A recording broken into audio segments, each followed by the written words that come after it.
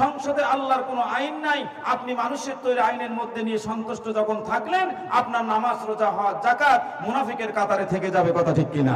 কারণ ইসলাম মানলে পুরো মানতে হবে। কথা ঠিক কিনা? আল্লাহ পাক রব্বুল আলামিন সূরা মায়েদার 3 নম্বর আয়াতে বলেছেন, আল-ইয়াউমা আকমালতু লাকুম দীনাকুম ওয়া আতমামতু আলাইকুম নি'মাতি ওয়া রাদিতু লাকুমুল ইসলাম দীনা। আল্লাহ পাক বলেন, এই আয়াতগুলো বিদায় হজের সময় রাসূল পাক সাল্লাল্লাহু আলাইহি সাল্লাম বিদায় হজের ভাষণ যখন দিচ্ছিলেন, তখন এই আয়াতগুলো নাজিল হয়ে গেছে। বলেন সুবহানাল্লাহ। রাসূল তখন ছিলেন মদিনার রাষ্ট্রপতি। যখন নাজিল হয়ে গেল, আমি তোমাদের দিনকে পরিপূর্ণ করে দিলাম। ইসলাম পরিপূর্ণ না অপরিপূর্ণ? কথা বলেন। ইসলাম হলো পরিপূর্ণ। এই সত্য জীবন ব্যবস্থার মধ্যে সুদ নাই, এই সত্য জীবন ব্যবস্থার মধ্যে কোনো ঘুষ নাই, এই সত্য জীবন ব্যবস্থার মধ্যে কোনো জেনা ব্যভিচার নাই, এই সত্য জীবন ব্যবস্থার মধ্যে কোনো ছলচাতুরি নাই, কোনো রাহাজানি নাই, কোনো কিছুই নাই। সত্য জীবন ব্যবস্থা যেখানে থাকবে, সেখানে এই কাজগুলো কিন্তু থাকবে না। কথা ঠিক কিনা? এই জন্য আল্লাহ পাক রব্বুল আলামিন বলেছেন, তোমরা ইসলাম পরিপূর্ণ মানো। ইসলাম কি মানতে হবে?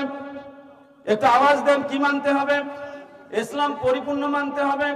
আপনি যদি ঠান্ডার দিনে ল্যাপটা যদি গায়ে দেন, অর্ধেক গায়ে দিলেন আর অর্ধেক যদি ল্যাপটা সরে রাখলেন, ঠান্ডা লাগবে কি লাগবে না? লাগবে কি লাগবে না? ঠান্ডা যেমন লাগবে।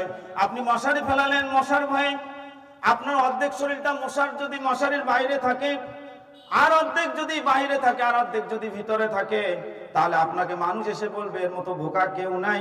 কারণ অর্ধেক শরীরটা মশারির ভিতরে ঢুকিয়ে নিয়েছে, আর অর্ধেক শরীরটা মশারির বাইরে রেখে দিয়েছে।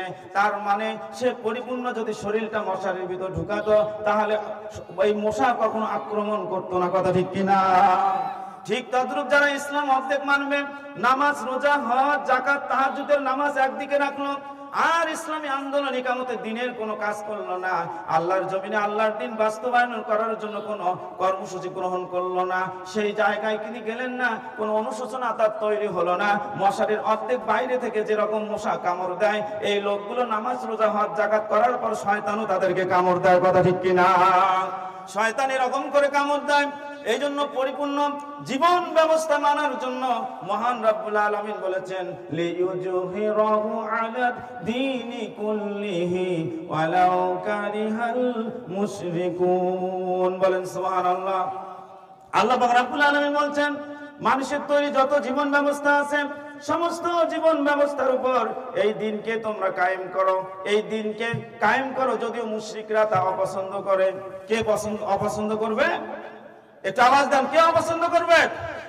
মুশরিকরা অপছন্দ করবে। তাহলে ইসলামী আন্দোলন যারা অপছন্দ করবে, বুঝতে হবে সে মুশরিক। বুঝতে হবে কি? সে মুশরিক। ইকামতে দিনের যারা কাজ করবে না, তারা হয়ে যাবে কি? অপছন্দ করবে, রাজনীতি বলে সরে আসবে। বুঝতে হবে ইকামতে দিন আন্দোলনে শরীক না হওয়ার কাজ হবে।